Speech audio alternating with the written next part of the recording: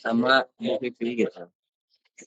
Nah, untuk sekarang pembahasan dari manajemen keuangan 2, aku bakal ngebahas dari eh, pembahasan dari dosen UDWI. Oke. Oke, lanjut aja ke soal yang pertama ya, teman-teman. Kita langsung aja ya ini. Oke. Kita baca terlebih dahulu ya teman-teman. Berdasarkan pengalaman kita maju, selama ini umur rata-rata pedagang adalah 30 hari dan umur rata-rata itu adalah 70 hari. Oke. Analisa lebih lanjut membuktikan bahwa dibutuhkan waktu selama 8 hari sejak bahan mentah dibeli sampai dengan penjualan produk tadi atau dengan perkembangan rata-rata itu adalah 80 hari. Nah, jumlah hari dalam tahun itu kan mungkin teman-teman udah tahu ya, itu 330 hari dalam setahun. Nah, pengeluaran kas perusahaan maju perkirakan itu kan udah ada di soal ya, besar 200. Nah, untuk opportunity cost-nya itu sebesar 5%. Oke, yang ditanyain di sini itu beberapa hari siklus atau cash cycle perusahaan maju. Itu yang pertama. Yang kedua, berapa kali cash turnover perusahaan maju dan berapa jumlah minimum operating cash. Jadi siklus cash operational. Lalu yang keempat, biaya atas jumlah minimum operating cash.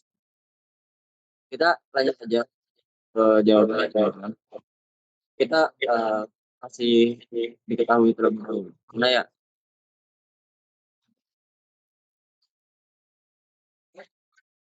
bentar, bentar, bentar ya teman.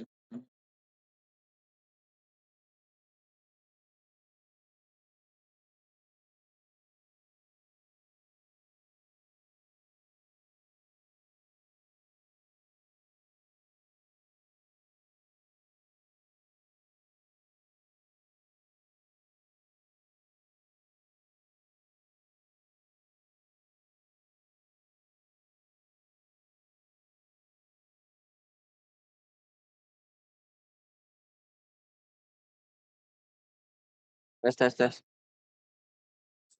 Jelas nggak?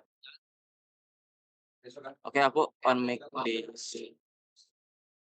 di sini aja ya. Barusan katanya double. Oke, lanjut ya ke teman-teman. Pada soal pertama, yaitu diketahui di sini itu kita udah nemu beberapa yang diketahui ya teman-teman. Yang pertama itu ada umur utang dagang, yaitu selama 30 hari. Lalu ada umur piutang dagang, itu selama 70 hari. Lalu ada umur persediaan, yaitu selama 80 hari. Lalu ada pengeluaran kas, yaitu 240 juta.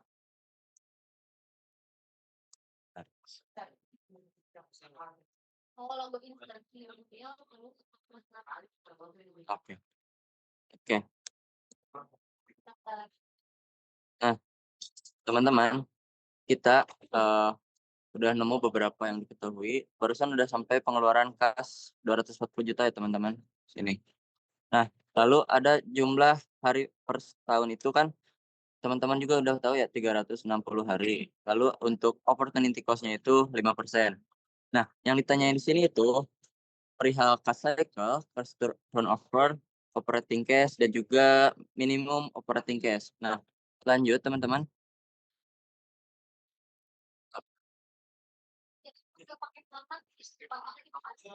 Kita jawab pertanyaan nomor A-nya dulu. Nah, untuk rumus dari cash cycle itu kita rata-rata umur persediaan ditambah rata-rata umur piutang dikurangi rata-rata umur dagang. Lalu dikurangi lagi 80 hari ditambah 70 hari. Oh, karena emang rata-rata umur persediaan di sini udah apa namanya tuh? Udah diketahui ya, teman-teman. Di sini. Ini umur piutang Ini umur persediaan. Nah, kita masukin ke sini teman-teman. Untuk apa namanya tuh? Untuk rumusnya itu kan rata-rata umur persediaan dan juga rata-rata umur piutang. Kita masukin aja ke rumus, 80 hari ditambah 70 hari dikurangi 30 hari. Nah, sini teman-teman udah bisa diketahui ya teman-teman, 150 dikurangi 30 sama dengan 120 hari. Jadi untuk cash cycle-nya itu ataupun hari siklus kasnya itu sebesar 120 hari, sebanyak 120 hari gitu. Lanjut pada pertanyaan B, cash turnover. Nah, untuk cash turnover itu yaitu rumusnya jumlah hari dalam setahun, jumlah hari jumlah hari atau setahunnya itu kan 360 hari dibagi cash cycle. Karena emang cash cycle kita udah diketahui ya teman-teman, yaitu 120 hari.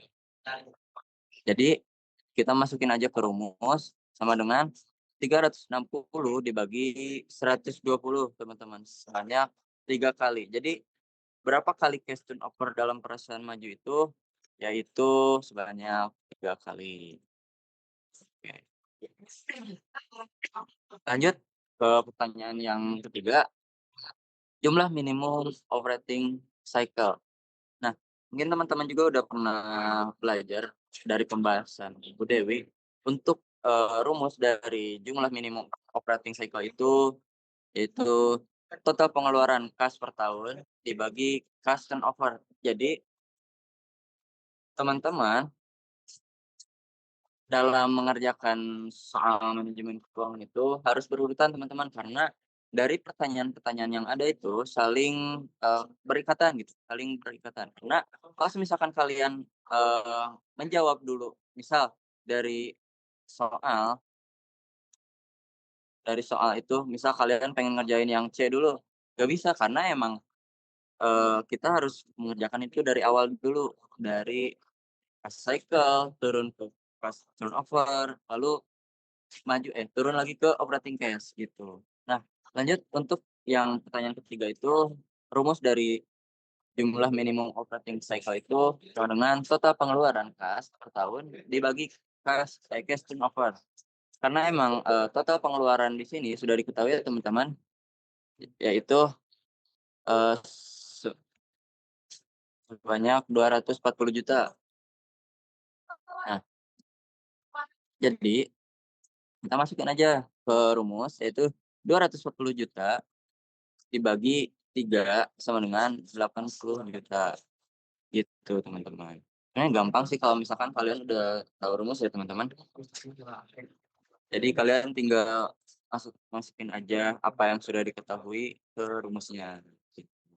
Oke, lanjut ke pertanyaan keempat, yaitu biaya atas jumlah minimum operating cash perusahaan maju. Nah, karena emang, ini perihal biaya minimum, rumusnya itu opportunity cost dikali jumlah minimum cost. Karena emang jumlah minimum cost-nya kita sudah diketahui ya teman-teman, yaitu ini, kita untuk melihat opportunity cost-nya itu ada di soal teman-teman.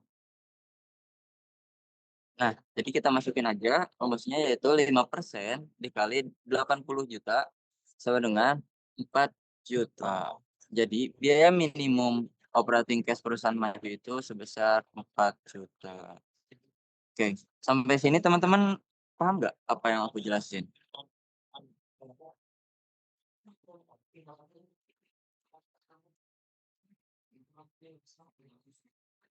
Oke, kalau misalkan cukup jelas, aku lanjut ke pertanyaan selanjutnya, yaitu nomor 2. Kelihatan nggak teman?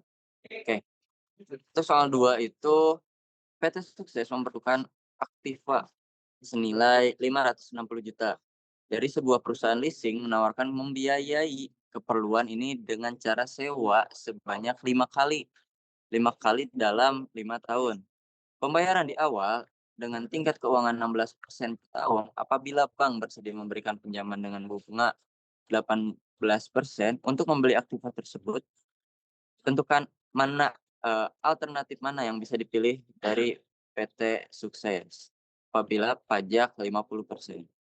Nah, kita menghitung, perhitungan sewa dan anggaran bank ya, teman-teman.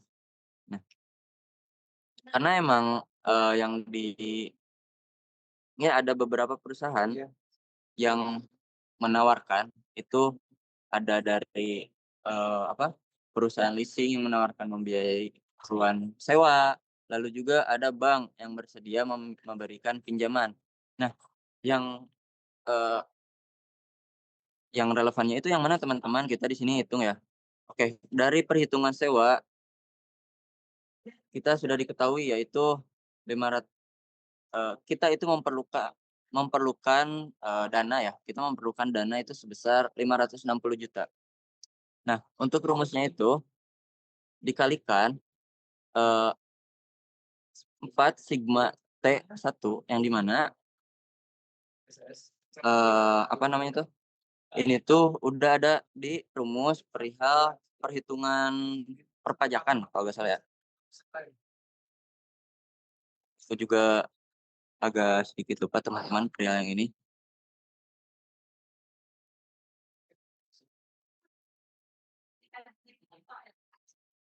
Intinya 560 juta sama dengan X 4, sigma T1 X per 1 ditambah 0,16 dikalikan 5. Nah, 0,16 ini dari mana teman-teman? Dari tingkat keuntungan 16%. Jadi 16% itu 0,16 gitu. Eh, karena memang kita, menghitung sewa gitu, jadi kita sudah diketahui dari bisa di ini nggak sih? Nggak bisa diedit. Oh, bisa. Oke.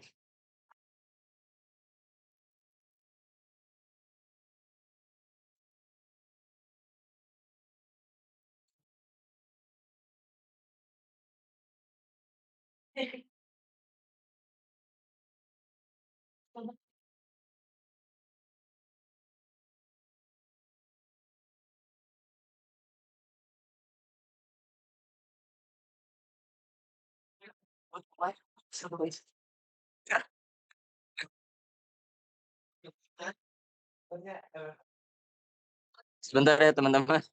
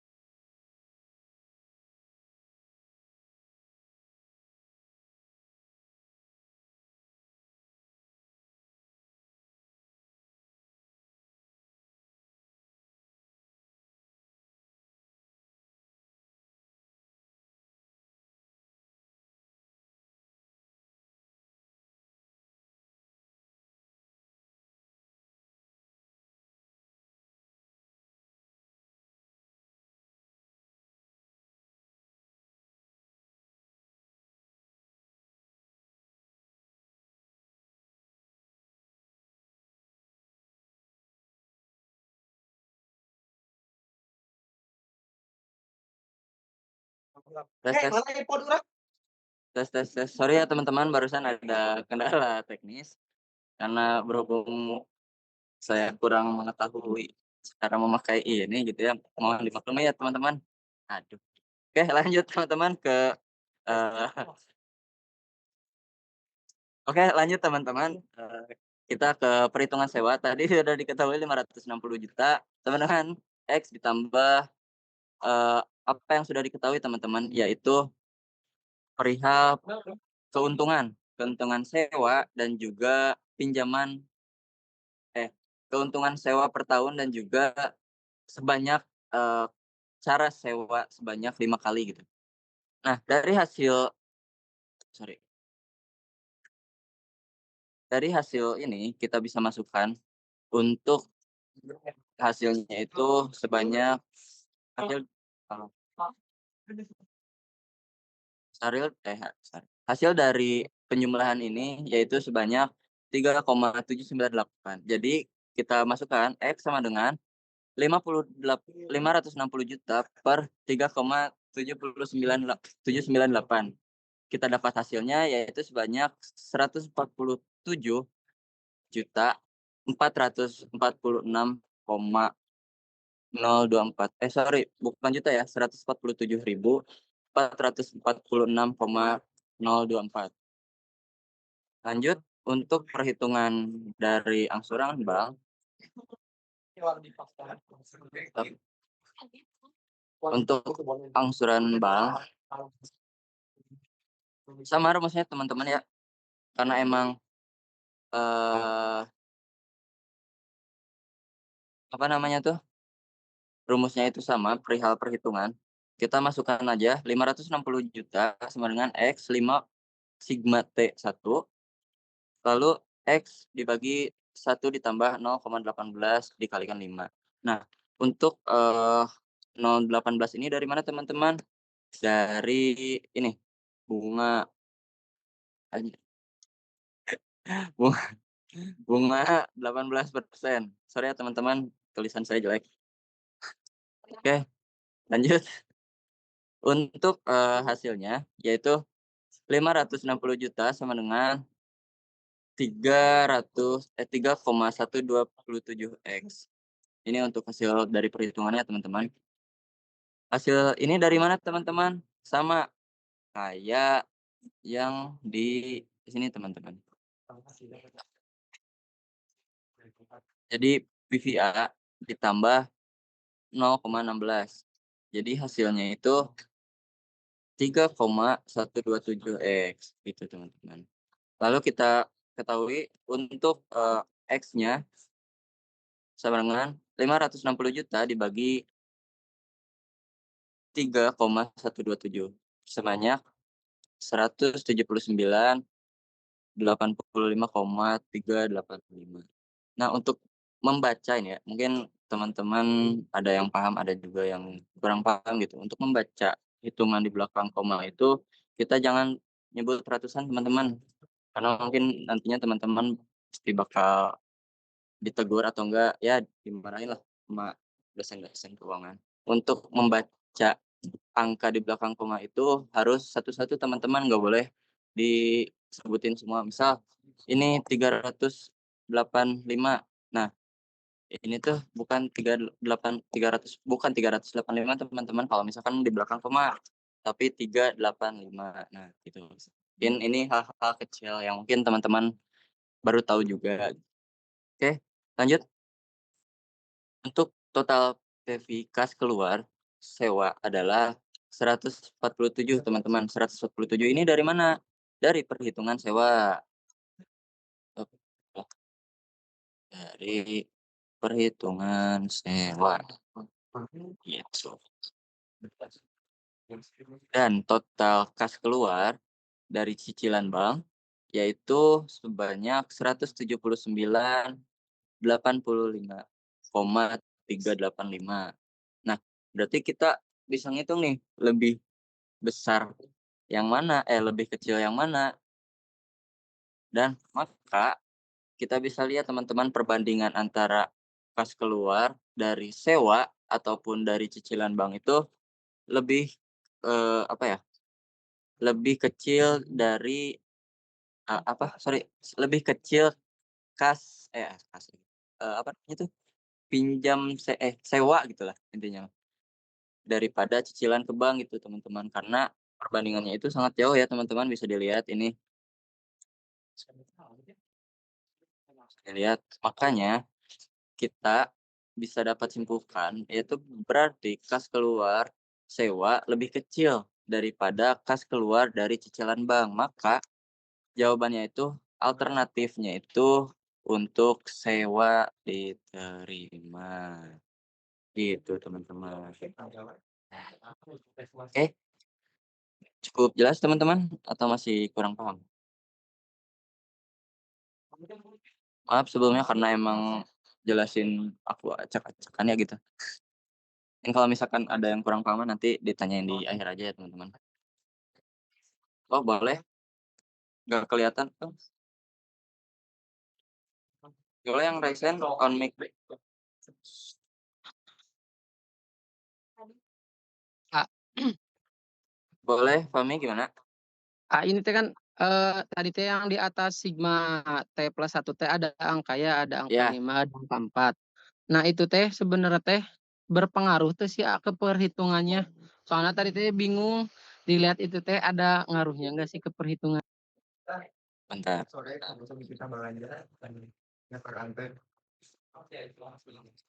Mau hapus dulu ya. Oke, mungkin yang ditanyain Fahmi itu perihal ini ya, kelas ini dan juga ini, ya kan? Iya betul itu. Sebentar.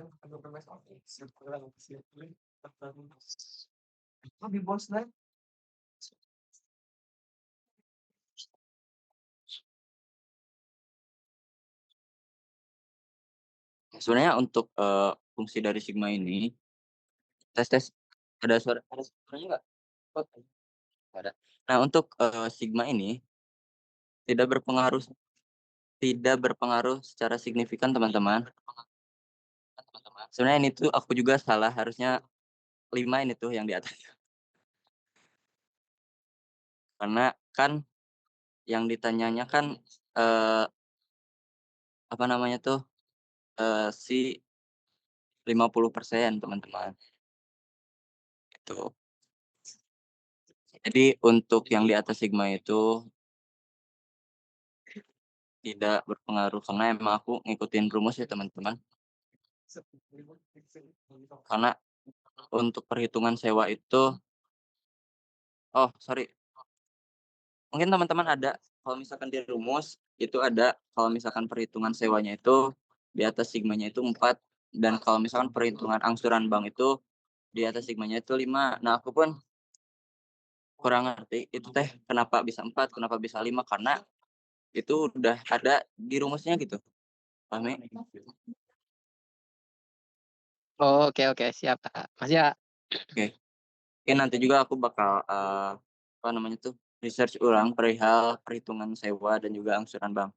Karena emang takutnya ada mispersepsi dari aku sendiri perihal menjawab dari perhitungan sewa dan juga angsuran banknya, gitu. Eh, ada yang ingin ditanyain lagi, teman-teman?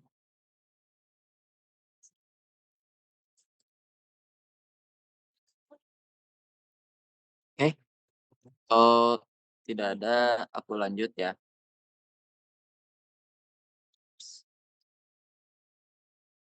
ke nomor 3. Nah, langsung aja teman-teman aku jawab, mungkin sambil teman-teman baca juga, karena emang pertanyaan nomor 3 ini, wow, panjang ya. Oke, kita ketahui dulu ya teman-teman, kita itu sedang, membahas tentang apa dulu ini, yaitu membahas perihal struktur modal untuk perusahaan jaya. Nah, kita, apa namanya tuh, kita ketahui dulu apa yang sudah ada di soal, yaitu long term debt, yaitu sebanyak 2 juta. Lalu 20% ini dari mana teman-teman? Oh, 20% ini,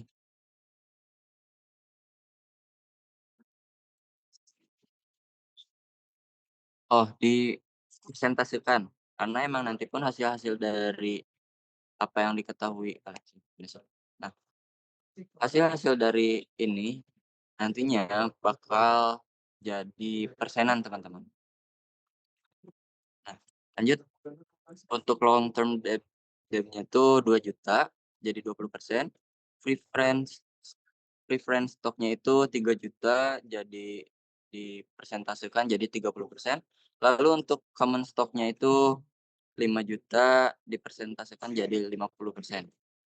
Lanjut, untuk biaya untuk masing-masing komponen melalui modal tersebut dapat dilihat, dari data yang ada teman-teman, dari data yang ini, yang sudah diketahui di soal, gitu. Untuk biaya penggunaan dananya itu atau ya long term debitnya itu sebanyak 6%, lalu biaya penggunaannya itu sama ya teman-teman 6%, untuk preference stock-nya itu 6%, terus yang common stock-nya itu 10%, dan juga untuk tax-nya itu, pajak ya teman-teman, pajaknya itu sebanyak 50%. Nah nah, untuk jumlah dari hasil, perhitungan tadi ya, dari long term, preferred stock, dan juga common stock itu sebanyak 10 juta teman-teman. Nah, ini jumlahnya pun sama kita masukin juga, karena ini masuk dengan apa yang kita ketahui. Lalu biaya utang setelah kan oke, sorry sebelumnya, karena emang, dari soal ini ada long term debit plus belum termasuk pajak teman-teman ya. Nah, ini belum termasuk pajak. Nah, karena emang belum termasuk pajak, kita hitung biaya utangnya itu setelah pajak. Alah. Nah, karena emang setelah pajak, karena rumusnya itu 6% dikalikan 1 dikurangi 0,5 sama dengan 3%. Nah,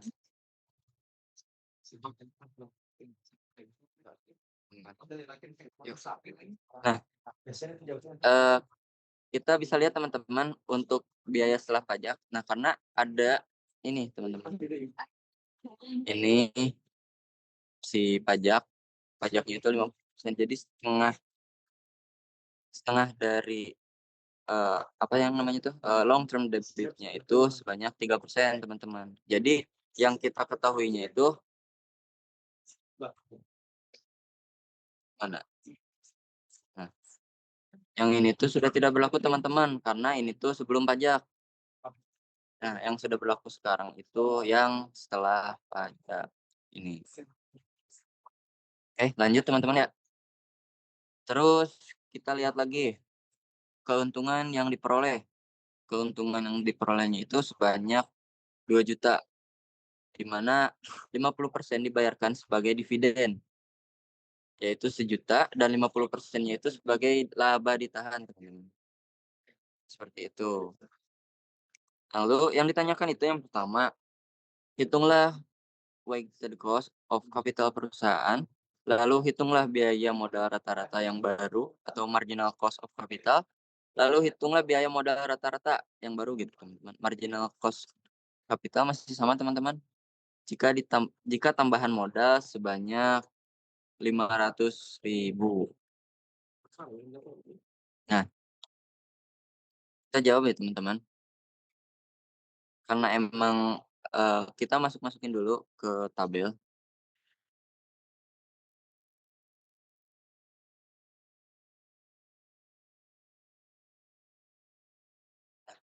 Oke, karena teman-teman udah diketahui ya, teman-teman, dari yang tadi di kita tulis, kita masukin ke tabel, teman-teman, yaitu mulai dari komponen modal, jumlah modal, biaya masing-masing, dan juga hasil dari jumlah biaya komponen, gitu. Nah, untuk utangnya itu jumlah modalnya itu sebesar 2 juta, teman-teman. 2 jutanya itu dari mana? Karena sudah diketahui di soal.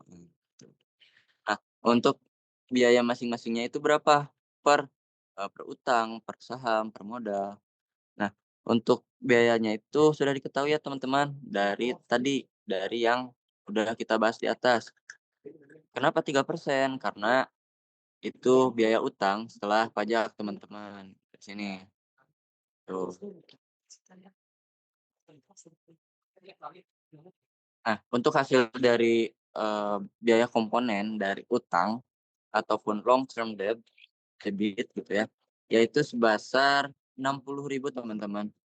Ya kalikan aja ya, gitu, 60.000. Lalu untuk hasil dari saham preferen, yaitu jumlah modalnya itu 3 juta. Lalu untuk biaya masing-masingnya itu 6% teman-teman. Jadi untuk biaya komponennya itu sebesar 180.000.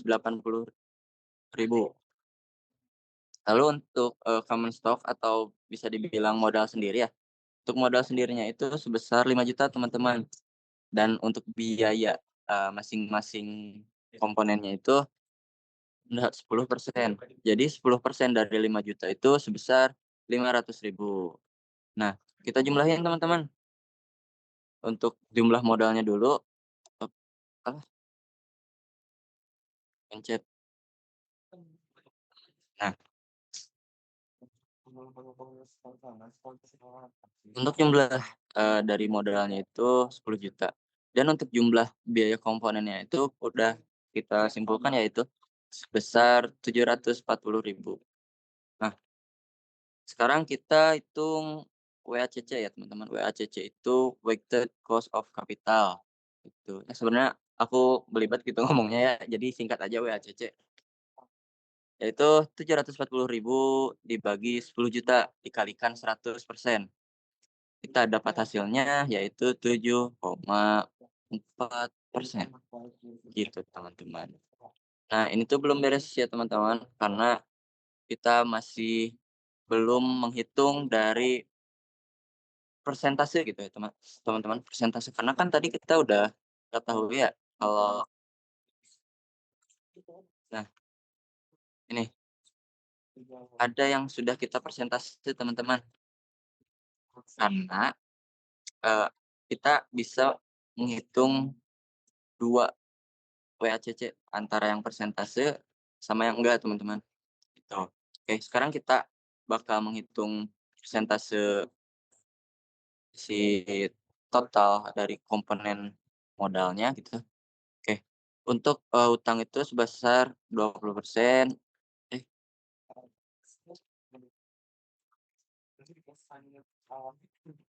oke.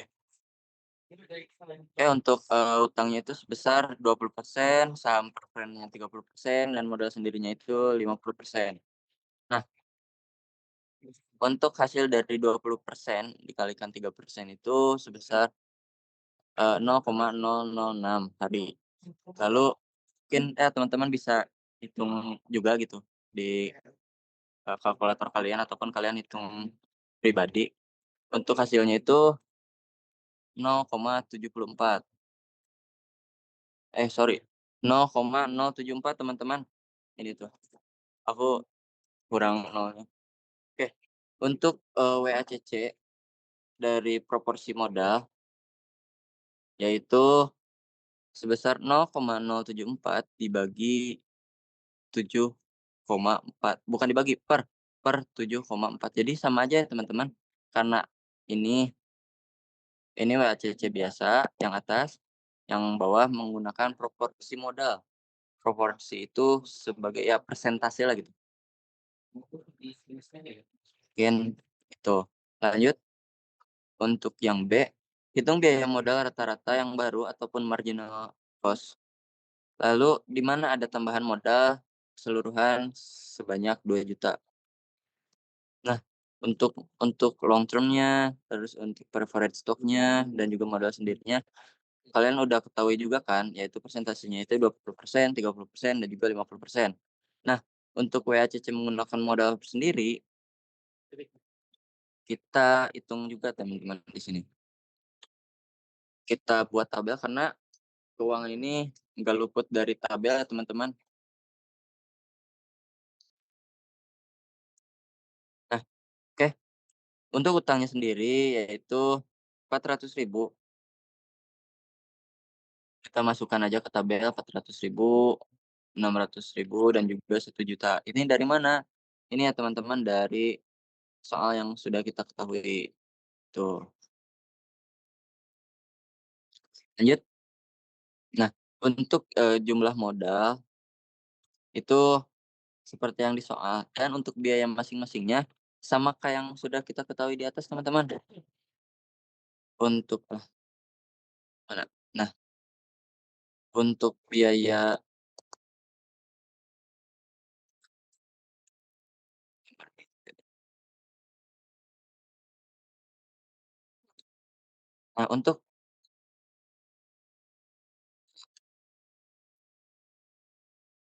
untuk biaya masing-masingnya itu kita sudah ketahui ya, teman-teman, ini nih, 5%, 10%, 6%, gitu. Jadi kita terus pakai biaya masing-masing sama, teman-teman. Nah, untuk, yang B, untuk biaya hasil dari komponen modalnya itu sebesar 12.000. 12.000 ini dari mana, teman-teman? Dari 400.000 dikalikan 3%, dapat dihasilkan yaitu 12.000, itu, teman-teman. Lanjut untuk saham preferennya itu 600.000 dan untuk hasilnya itu sebesar 36.000. Nah, lanjut ya, teman-teman, langsung aja ke jumlah. Untuk jumlah dari, eee, WACC menggunakan modal sendiri itu sebesar 2 juta, teman-teman, jumlahnya itu. Dan untuk hasil yang sudah kita perhitungkan dari adanya biaya masing-masing, yaitu sebesar 148.000, teman-teman. Nah, seperti yang udah kita ketahui ya, untuk rumusnya itu hasil bentar, rumusnya itu ap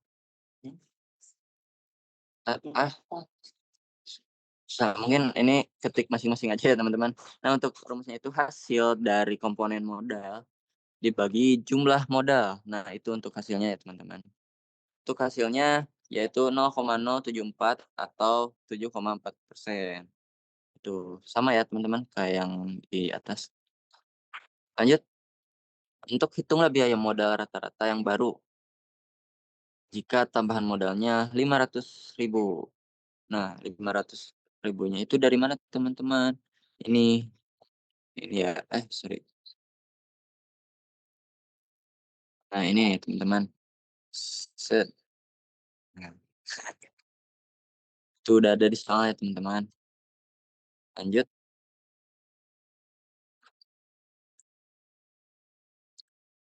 mmm, tidak cas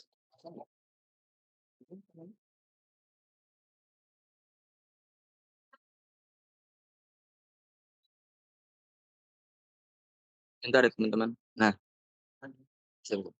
nah, lanjut, untuk long term debitnya itu sebesar 100.000. Lalu untuk preferred stock-nya itu 150.000 dan untuk modal sendirinya itu 250.000. Oke, lanjut. Bila emisi saham baru 10%, maka, apa namanya itu,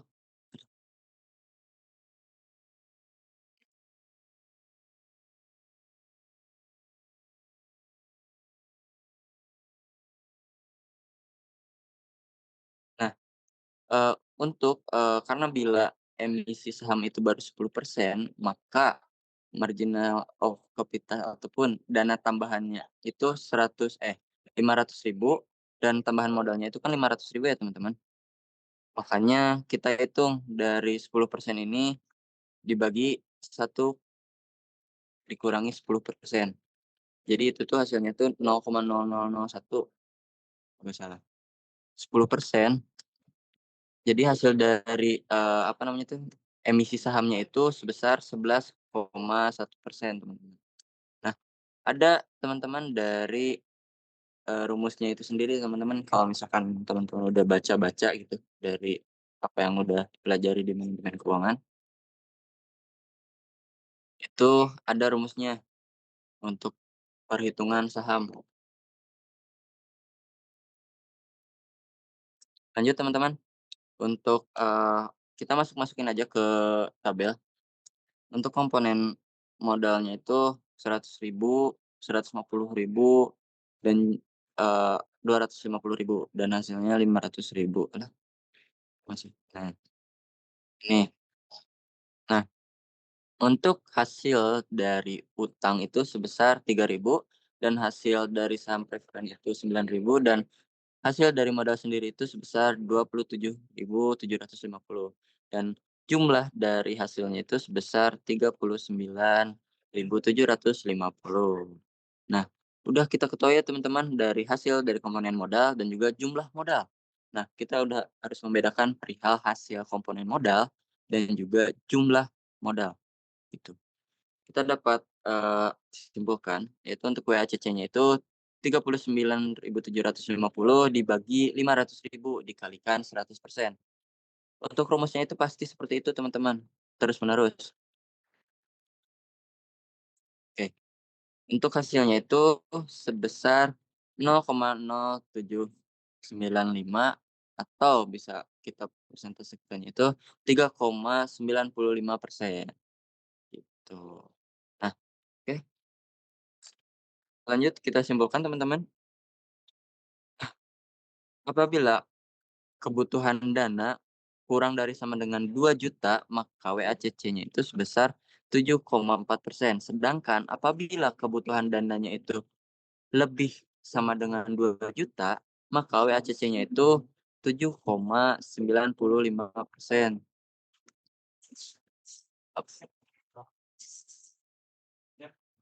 Sehingga marginal cost of capital-nya itu, naik teman-teman atau break point gitu, BEP lah, break even point.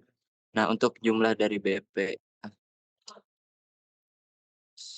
jumlah dari break point-nya itu, yaitu jumlah laba ditahan dibagi bagian, apa namanya itu, kapital oh sorry, jumlah dari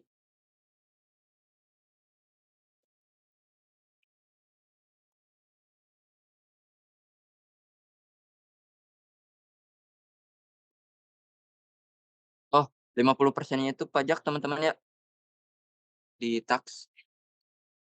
Untuk jadi, untuk rumusnya itu jumlah laba ditahan dibagi pajak gitu, sebesar 50%. Jadi 500.000 dibagikan 50% sama dengan 1 juta. Tuh, jadi hasil dari yang nomor 3 ataupun nomor C gitu ya, teman-teman, yaitu 1 juta. Tuh.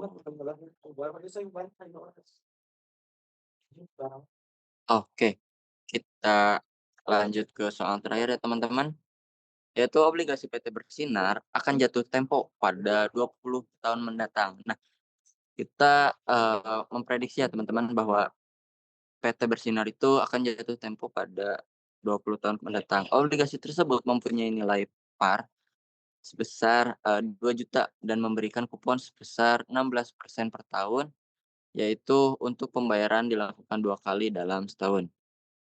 Jika diasumsikan tingkat bunga pasar sebesar 16%. Untuk pertanyaannya itu, hitunglah harga obligasi tersebut, buatlah tabel, dan juga buatlah gambar grafik. Nah, ini nih, sebenarnya kita-kita tuh agak males ya gitu teman-teman membuat grafik-grafik. Ya, tapi mau gimana lagi lah. Oke, lanjut. Untuk nomor 4 itu, kita diketahui umur obligasinya itu 20 tahun ya teman-teman.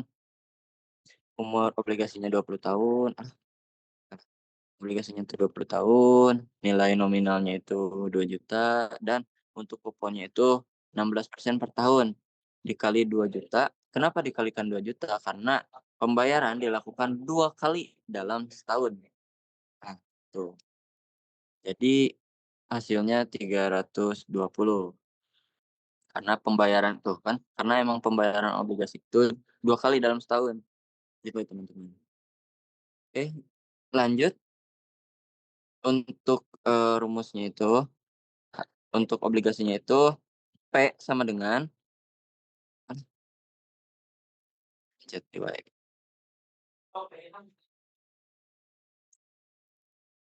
Untuk rumusnya itu P sama dengan N sigma P sama dengan 1, lalu, 1 dibagi 1/2 C1 dibagi 2 per, 1 ditambah, apa namanya tuh, R, dalam kurung R dibagi 2. Soalnya ini rumusnya agak belibet ya teman-teman. Mungkin teman-teman boleh, di cross check lagi, takutnya emang aku yang salah gitu. Terus ditambah PP teman-teman. PP itu apa? PP itu ini, nilai nominal. Dibagi 1 ditambah dalam kurung R dibagi 2 dikalikan 2N, gitu. Oke, lanjut. Untuk selanjutnya kita masukin ke rumus ya teman-teman. Untuk 2N-nya itu dari mana? 2N-nya itu karena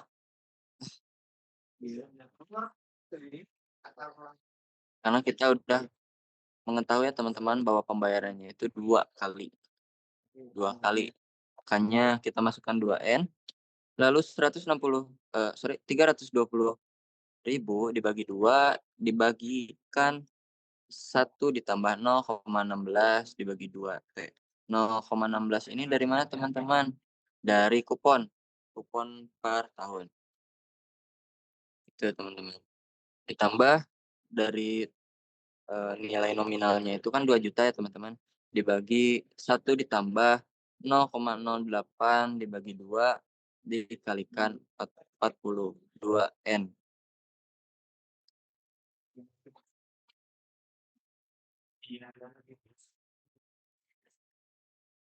Oh, N-nya itu tahun ya teman-teman.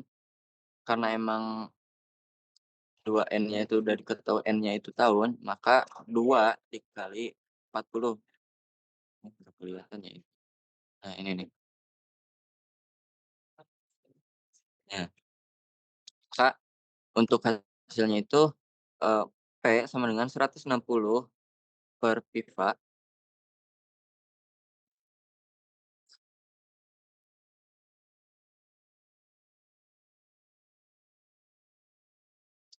Oh,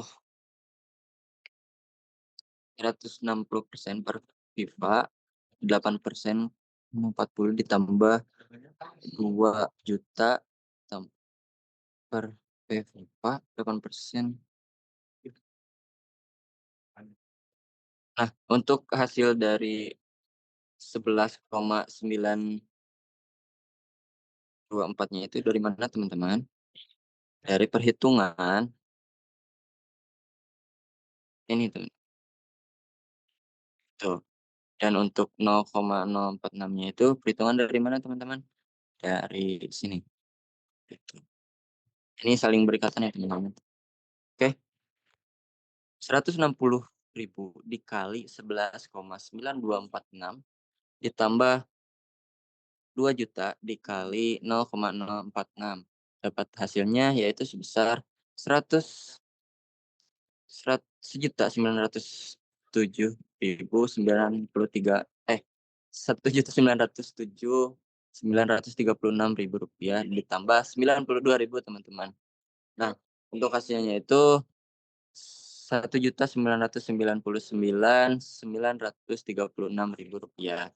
Jadi kita dapat, diketahui bahwa harga obligasinya itu sebesar 1.936.936 Tuh, hampir mendekati ke 2 juta ya teman-teman. Dibulatkan lah. Eh, lanjut. Maka dapat simpulkan untuk harga obligasinya itu sebesar 2 juta. Itu teman-teman. Lanjut ke yang B, buatlah tabel hubungan antara harga obligasi dengan yang disyaratkan. Aduh, ini nih, yang kayak gini teman-teman, yang agak tricky ya teman-teman. Untuk, return yang disarankannya itu disebut yield ya teman-teman. Itu sebesar 8%, 10%, 16%, 18%, 20%, dan 24%. Nah, untuk harga obligasinya itu dari mana teman-teman? Dari ini cara perhitungannya. 160.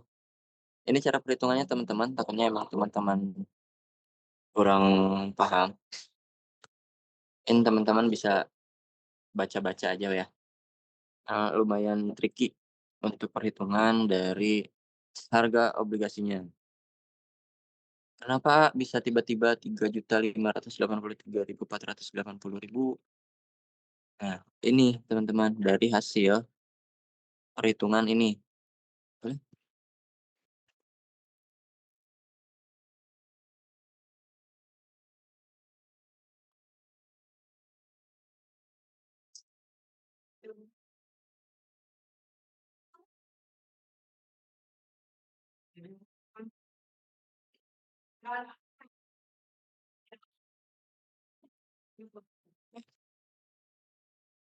Hari-hari kerja.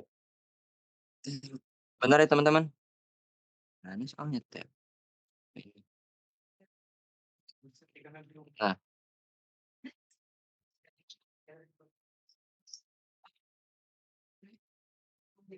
mhm, saya teman-teman, pencet, eee, dan nomor 4.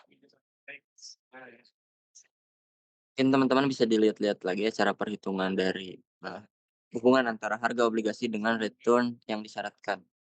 Takutnya teman-teman agak pusing gitu ya menghitungnya. Mungkin kita lanjut ke grafik yang nomor C, buatlah grafik hubungan harga obligasi yang dengan yield, dengan hasil yang udah tertera di sini ya teman-teman.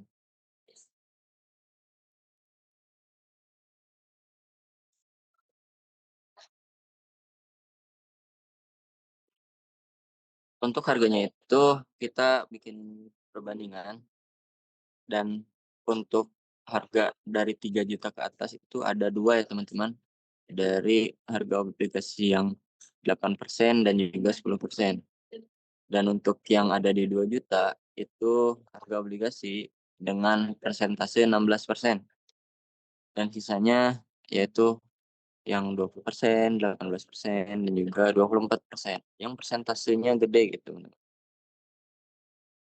Ini untuk contoh dari grafik yang udah aku bikin teman-teman. Lanjut untuk interpretasinya ya teman. Nah, kita dapat simpulkan bahwa jika yield di bawah tingkat kupon, maka harga jual akan lebih tinggi. Mungkin teman-teman juga pernah belajar perihal apa, permintaan dan juga penawaran teman-teman. Kalau misalkan, apa namanya tuh, jika yield di bawah tingkat kupon, maka harga jual akan lebih tinggi teman-teman, dibanding harga parnya. Harga parnya itu kayak harga pasarannya lah gitu. Lanjut, untuk jika yield di atas tingkat kupon, maka harga obligasi akan lebih rendah. Tuh, mungkin teman-teman jangan sampai kebalik ya. Kalau misalkan tingkat yield itu ini teman-teman, ini yang di semakin gedenya yield, maka tingkat harganya itu lebih rendah teman-teman, nilai ataupun hasil dari si, ininya. Nah, se semakin besar yield-nya, maka semakin kecil par-nya, semakin rendah par-nya. Kalau misalkan semakin kecil, sorry, semakin kecil, eh, oh, kalau misalkan yield itu di atas, maksudnya jika yield yield lebih besar, maka tingkat par-nya rendah. Nah, kalau misalkan tingkat yield-nya kecil, maka, tingkat par-nya lebih tinggi, gitu teman-teman. Lalu, jika yield sama dengan tingkat kupon, maka harga obligasi akan sama dengan nilai par-nya. Lalu, dapat disimpulkan bahwa harga obligasi akan berubah jika perubahan pada tingkat bunga pasar dan yield yang disyaratkan oleh investor dengan arah yang berlawanan. Nah, kayak gitu teman-teman. Oke, dari nomor 4 ini ada yang ingin ditanyain nggak teman-teman? Boleh raise hand aja. Ataupun mau sharing-sharing perihal, apa namanya tuh, perihal A sama Bu Dewi gimana aja, boleh teman-teman.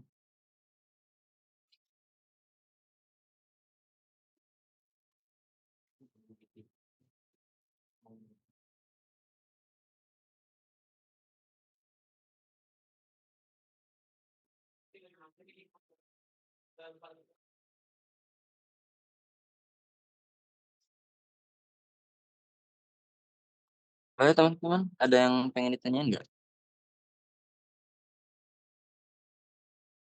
Udah Put. Oh mana? Boleh Rifki? Mau tanya yang Boleh. soal 3 Bentar. tadi itu yang di tabel kalau Hmm, nomor 3. Oke. terkait persentase biaya. Hmm, ya, Nah, yang kalau 3%-nya itu dari mana ya? Nah, Ya, 3 pas lihat di soal tuh gak ada. Recording stopped. Nah, untuk 3% ini karena itu tuh bentar. Nah, itu tuh biaya utang ataupun long term debit sebelum pajak. Nah, ini alah sih, masih nandaan teh. Nah, sorry. Nah, kan di soal itu Rifki 6% ya? Ini yang udah aku tandain. Itu belum termasuk pajak. Pajaknya itu kan setengahnya ya, 50%. Makanya kita hitung biaya utang setelah pajaknya itu gini, 6% dikali 1,05% sama dengan 3%. Nah, gitu. Jadi biaya utang setelah pajaknya gitu. Kan pajaknya udah diketahui ya 50%. Jadi setengahnya dari 6% itu berapa sih? Gitu. Nah, kayak gitu. Oh, jadi dibagi dulu Iya, kan sama karena 50%. karena kita bakal menghitung hal apapun pasti setelah pajak. Oh, ya. Kita gak bakal menghitung sebelum pajak. Karena kalau misalkan kita menghitung semua soal ini tapi menggunakan persentase yang sebelum pajak. Nah, pasti dosen-dosen juga pasti bakal menghitung si biaya biaya utangnya itu pasti yang setelah pajak, gak bakal yang sebelumnya gitu. Nah, gitu. Cukup jelas, Rifki? Cukup jelas, Kak. Terima kasih banyak. Oke. Mungkin boleh nanti dibaca-baca lagi aja kalau misalkan emang ada yang kurang paham gitu perihal apa yang aku jelasin. Angin. Gimana teman-teman? Ada yang bertanya lagi?